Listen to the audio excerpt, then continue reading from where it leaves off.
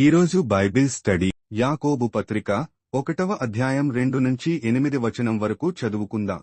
నా సహోదరులారా, మీ విశ్వాసమునకు కలుగు పరీక్ష ఓర్పును పుట్టించునని ఎరిగి మీరు నానా విధములైన శోధనలలో పడునప్పుడు అది మహానందమని ఎంచుకొనుడి. మీరు సంపూర్ణులను అనూనాంగులను ఏ విషయములోనైనను కొదువలేనివారునై యుండునట్లు ఓర్పు తన క్రియను కొనసాగింపనీయుడి. మీలో ఎవనికైనను జ్ఞానము కొదువగా ఉన్నయెడల అతడు దేవుని అడుగవలెను, అప్పుడది అతనికి అనుగ్రహింపబడును.